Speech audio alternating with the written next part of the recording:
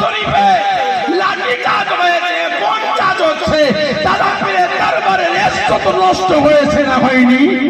এই জোরে বলুন, তাহলে এর বিরুদ্ধে প্রতিবাদের দরকার আছে না নাই? এই জোরে বলুন, তাহলে দাদা পীরের ইজ্জত রক্ষার জন্য, দাদা পীরের দরবারের ইজ্জত রক্ষার জন্য, দাদা পীরের ভক্ত মুরিদদের ঈমান আমল আকীদাকে বাঁচাবার জন্য, অন্যায় অরাজকতা বন্ধ করার জন্য তাহলে প্রতিবাদ করি, অন্যায় করি।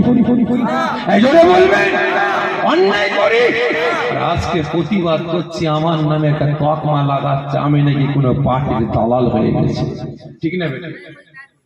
হাকিকাত বলছি, আল্লাহকে সাক্ষ্য রেখে বলছি, ভাই আমি এখনো কোনো পার্টির দালালি শুরু করিনি। কোন পার্টি দালালি শুরু করিনি। আমার বাড়ির কিছু করে, আমার বাড়ির কিছু করে দালালি,